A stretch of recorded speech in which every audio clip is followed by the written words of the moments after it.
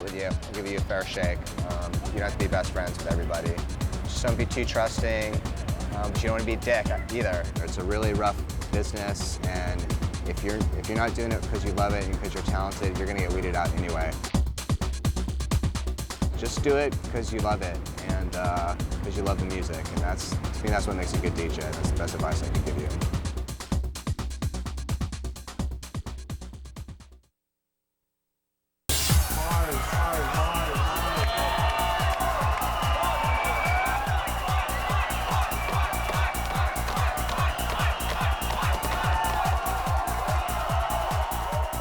I grew up listening to roots reggae, and I see a correlation between the rude boy movement back in the early Jamaican days and Bob Marley's role with these outcasts that I see as kind of like ravers. I see a similarity between the feeling of spirituality yet being lost at the same time in both groups, one in the 60s and one now. I think that there are a lot of people on this planet that feel a little bit lost. And I think ravers feel a little bit lost. I think that they find a sense of oneness at the parties. But generally, I have found that most ravers, including myself, didn't always fit in so well into normal mainstream America. Did you ever see Poltergeist? When the hand came out of the TV and it pulled the little girl in, right? That's what happened to me. Yeah, I'd only been playing records for 3 weeks, and somebody asked me to play because I let them borrow a sound system. So I went on last. I didn't know what I was doing. I just played my heart out, you know. And 3 different people that were promoters came up to me after the show, and I tried to act happy, but I really wasn't because I didn't know how to DJ. I went home with one of the biggest headaches I'd ever had in my life, saying I had to learn how to DJ quick. I've never played or come across music that's more difficult to mix than this. Because it has changing bass lines, changing melodies constantly. Sometimes you have a 30-second window to mix out. And if you miss it, if somebody bumps the decks, forget it. It's gone. It's a very precise way of mixing. I like to make my mixes sometimes very obvious. I like to do a lot of cross-frequency things. Always keep it really like pumping, you know, like moving real forward always. Like, okay, you're done looking at that. Here's the next card. Our record label is mostly a melodic, harder edge label. And we are the first record store in America dedicated to the trance movement. Frequency 8 basically has to do with gathering and communicating to people to bring their mind to a higher state of consciousness. Regardless of the medium, it's about getting people's mind to the level past the physical state. I like DJing for people who really appreciate what I have to play, but I never take credit for it. Never drink your own Kool-Aid. Never think you're more than you are. It's all a bunch of hot air. Music industry, it's the worst industry to be in. Go to school. I mean, you can be a DJ, but know that being a rock star can be the biggest blessing, but a lot of times it's the biggest curse. Unless you're grounded and know who you are, before you enter this crazy world, you're gonna find yourself oftentimes in a place that you're not really sure if that's where you wanna be. It's a great thing to do for fun. It's a great career, but let it take you.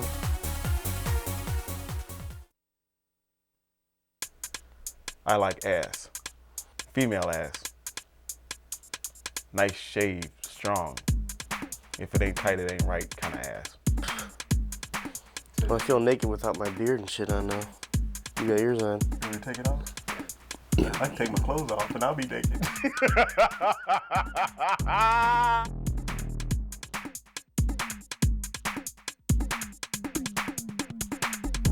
Sounds humorous.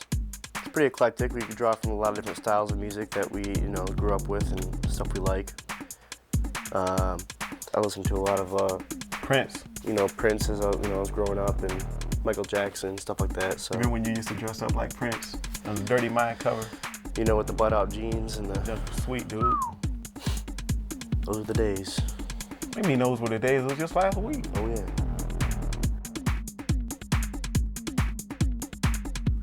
We're outcasts.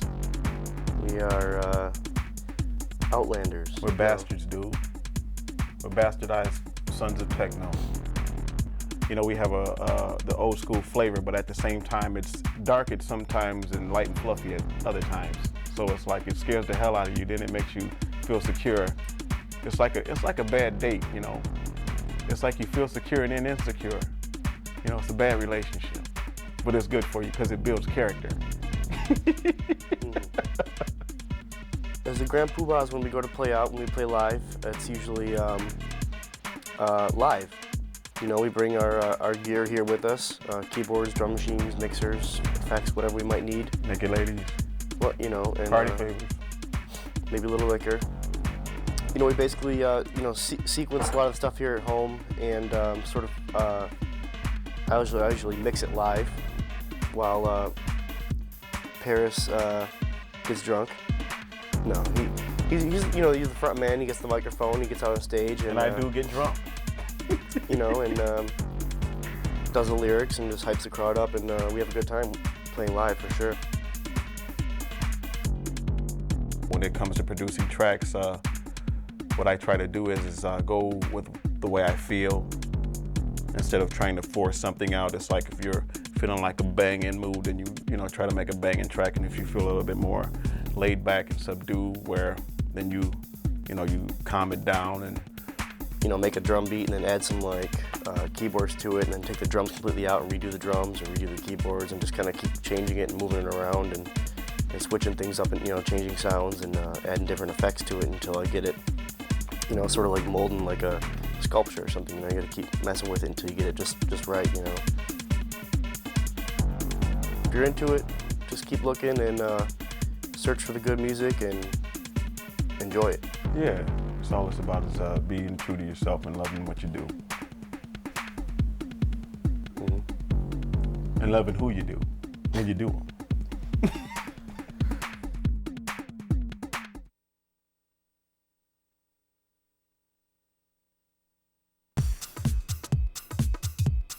I started DJing basically doing renegade parties around LA and being part owner of a sound system, Renegade sound system.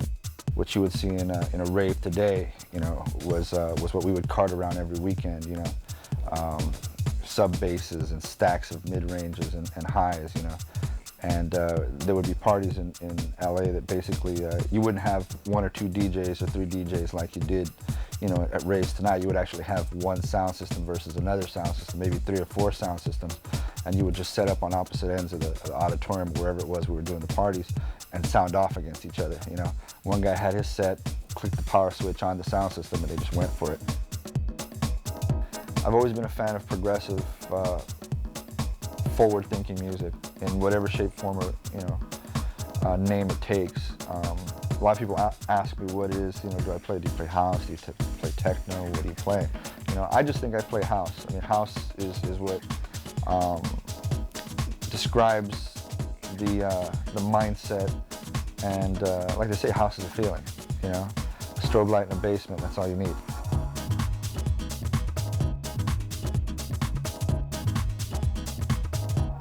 I think more than anything, the most important thing aside from selection of records is programming, knowing what to play and when to play it. And up until like maybe the last 4 years of my career, I never owned 2 turntables. Most of my preparation was actually just listening to my records and knowing what my records did, knowing where the breaks were, knowing what breaks were usable, what weren't usable, knowing how long the breaks were. So most of the work was done before the mixes were even, you know, kind of attempted. It's too easy to just be palatable and play what you think promoters want you to play or club owners want you to play. If you really do believe in what you're doing and you believe that what you're doing is something worthwhile and sincere, then just be yourself. I mean, that'll speak volumes when it comes to people noticing or giving you that opportunity. I think people are looking constantly for something different and unique and fresh. And the only way to do that is be yourself, because no one can imitate, you know, your experiences and your life. You know, I've told people in the past, you know, they ask me, well, why should we bring David Alvarado halfway across the world to come play in a club? I mean, what are you going to be that somebody else here isn't?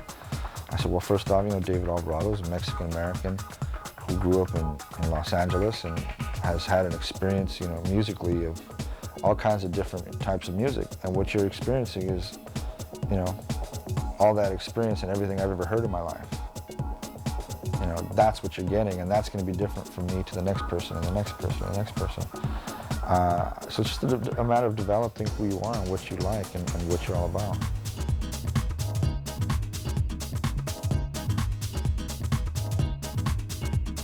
I think one of the things that really stands out in my mind is I was playing in Prague, and I was really kind of having a bad time, and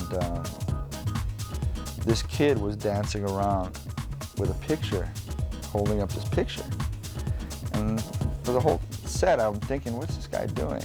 Yeah, and I was having a hard time kind of getting into the party and feeling it, and I kind of started getting into it, seeing this kid dancing around. He was obviously enjoying it. And after he comes up, he was a Canadian kid living there in Prague, and he shows me his picture, and he said, this is my best friend, and 1 year ago he died. And I just wanted you to know that I really enjoyed what you were doing, and I know that if he was here, which I know he's here with me, he'd tell you the same. And it blew me away, because this guy, was his best friend, and he was dancing around the whole night with his picture, and that just blew me away. It kind of made it all worthwhile, despite the fact that I was having a bad time. At the end of the day, like I said, that one person made the difference. Techno, when it started out, was supposed to be progressive, futuristic, like always exploring the new limits, but then it became traditional and like stuck in certain types of mindsets, really like formulaic. I just felt that it was becoming stale and that personality was being like kind of like strip mined out of it, like sandblasted away from this music form. And so I thought that personality and irreverence and sexiness and funk had to come back. My label started because I took my records, my music to other labels that I really respected, and they told me that it was too ghetto, or too, why are you trying to be like so old school with these rhythms and stuff? It's like, this isn't right for Detroit. And I'm like, well, you don't know Detroit. So I had to start my record label. So I didn't feel like I had a choice. I started performing live in 1996, and we used to bring a full analog studio. The way the show is I can change the order of the songs. It's incredibly flexible. It's like the most flexible performance that I can do, where I can do like the most stuff. The thing I think a lot of people miss is that this music is contextual. It's based upon the venue that you're in, the crowd that's there, the kind of party that it is. If you don't program to that environment, then you're just ego posturing. You need to speak to the people who are in front of you, the vibe that is there. This music comes from a larger experience, and a lot of people just come in and they're just focused on like, well, I only do this and this is all I do. And then for some people that lights up a room, it's true. But for me, it's like, if you're asked to play a back room somewhere, you don't play banging. That's a chance to play, like to pull out like Betty Davis and like, Sun Ra records or something, and to mix it in with like, stuff that isn't dance floor friendly. If you're playing like an illegal dance party or something, it's time to play sleazy, It's like, there's different kinds of, all these different adjustments. You learn from your mistakes, so you're gonna make a lot of mistakes, but just people who don't make it are the people who quit when they make the mistakes. It's not all gold, it's not easy money, it's none of that. So much of this world is based on hype and cycles of media and like, monthly magazines or deadlines. People get blinded by this larger machine of hype. And some people, like, when you're in places where the industry's centered, you just kind of go along with it. And you get this really hollow music, which is like, yeah, it's really like mass appealing, but it's like, what, Nerf rave? And, teen club music or something. It really is. It's nursery for teen clubs.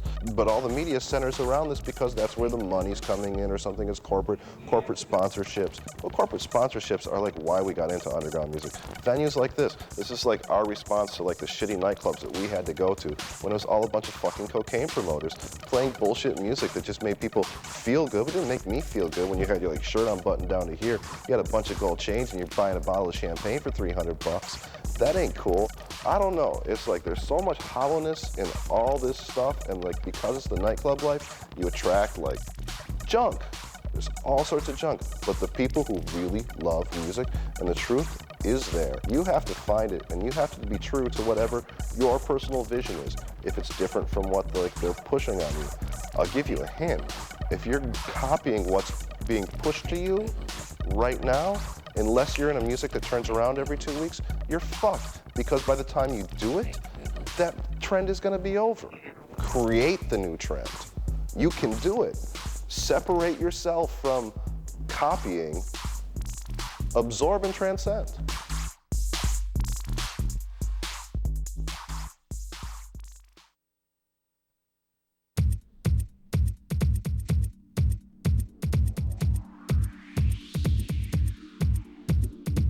About 1990, I went to school in Denmark for about 6 months. It was really big over there, dance music at the time, more so than the States.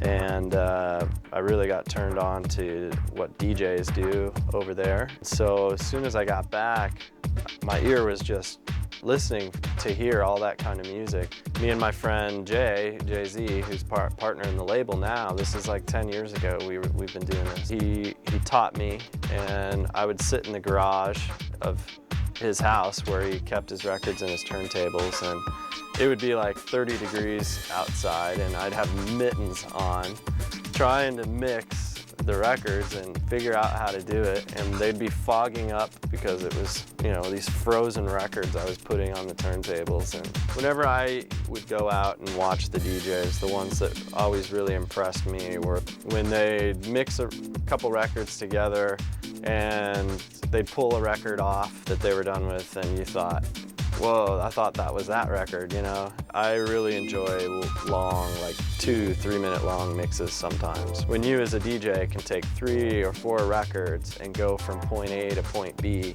and it's an obvious appreciation from the crowd, then that's rewarding, I think, more so than playing a big hit record that's gonna obviously work. I have an idea of what level of energy I'd like to see. If I'm not seeing it, then I start thinking about, well, what is not working here? Are the people wanting vocals? Are they wanting harder music? And I'll try a few things out until I get the reaction that I want. You gotta be careful you don't go down a road that is difficult to back out of, because people notice it, and as soon as you lose some energy on the dance floor, it can be difficult to get it back sometimes. Our music's a little more on the energetic, main room kind of tip, where a lot of the other labels in San Francisco are a little more laid back, warm, musical. Nowadays it's called tech house. It's borrowing from techno influence, which is what gives us that late night party energy, with elements from disco and house. It kind of combines them in a new way that makes techno more warm and appealing. There's a lot more soul and a lot more vibe in techno now. I started Red Melon Records when I decided that the best way to move forward with my DJing career was to produce my own music, and if I was going to produce my own music, I figured I might as well start my own label and have control of that music. DJing you can do as a hobby while you have another job paying your bills and be satisfied. When it comes to running a label seriously, you really do need to focus on it and do it full time, I think. The next best thing, I think, is to just make the music and shop it to the labels you really like and hope that they've already established themselves enough that their profile will help your profile just by you being affiliated with them.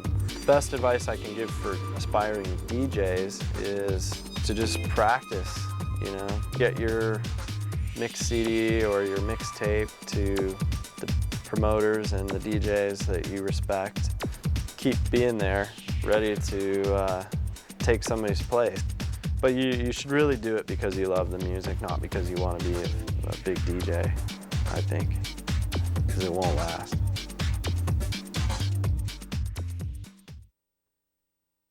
I consider myself very lucky that I'm still DJing. I mean, if you would have asked me 15 years ago what I would be doing, I didn't think I'd be DJing. I used to sneak into clubs when I was underage, and I was so tall I never got carded. And was just fascinated by the DJ in the DJ booth playing music. When I started, it was 1976, so it was disco. Donna Summer, Try Me, I Know We Can Make It, The Ricci Family, all kinds of really great music that I've kept all my old records and I still have them all. Just the word progressive to me means something that's moving forward or forward thinking, taking maybe an old idea but reinventing it. And to me, that's what progressive house is. Your 4/4 beat, some percussion, maybe some vocals, and kind of interpreting it in a spacey way. It's kind of trancey, but it's grounded in house music. I guess I'm known for doing long overlays, so the music kind of, for lack of a better term, kind of melts together. You almost don't notice the transitions. Well, most of the music I play lends itself to long mixing. I mean, now the records are made like that. They have really long intros, you know, then you have the body of the track and then it has a long outro. So they're custom made for it now. You know, when I first started DJing, you used to have to find basically the one spot where you could click over to the next one, you know, because if you didn't, you were fucked. There's 3 different kinds of sets for me. There's a warm-up set, there's a main set, and then there's a closing set. And I really love doing warm-up sets because you can kind of create the atmosphere that you want the room to be in. When you're doing a main set, basically the room is already going off and you got to go on and even take it up a notch higher, you know, and then keep it there.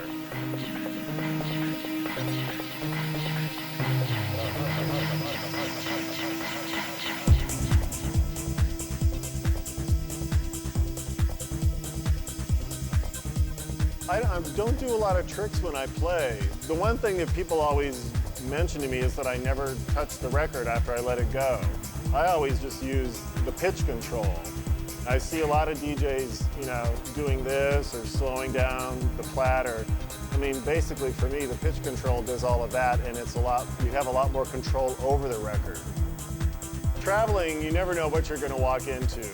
I usually just do clubs because they're permanent, so the setups are usually pretty good. I mean, it's pretty rare that I've walked into a situation where nothing was working right. I mean, it's pretty standard that everyone has the Technics turntables. Sometimes the mixers are a little dodgy, but basically, I mean, you got to work with what they have. And I remember one night down in Miami, Winter Music Conference, Paul Oakenfold only had one turntable to play with, and he still played. He just put one record on, took it off, and put another record on, and everybody stayed and had a great time.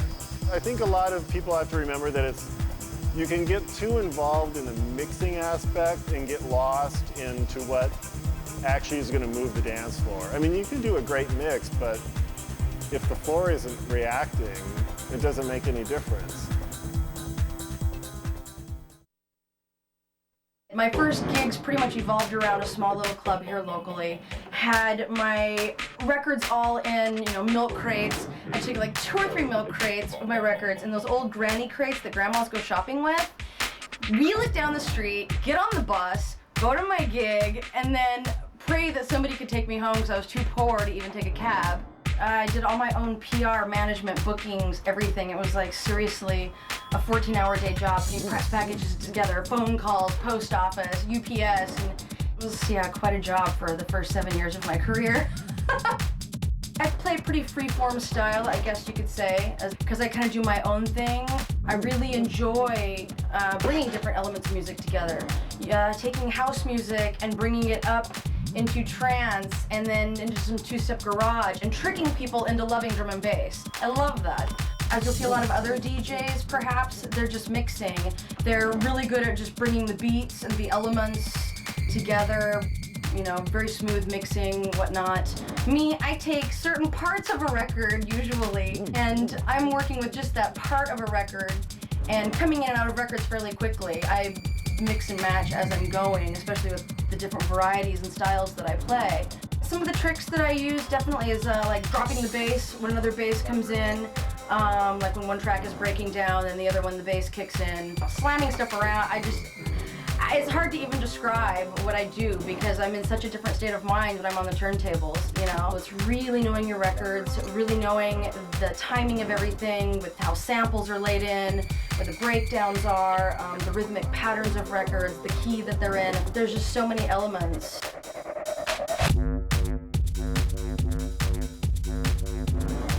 When I'm happy with my set is when I end up losing myself in the music that I'm playing. That is when I'm most content. And when you do tricks that you've never even done before, it just flows out of you, and it might never happen for you again. It just all happens. Just magical moments like that are my favorite moments. I love to take the crowd on a journey. Probably because I like taking myself on a journey too. It's a little selfish of an act. I do this for myself. It's not necessarily just for the people. It's my life.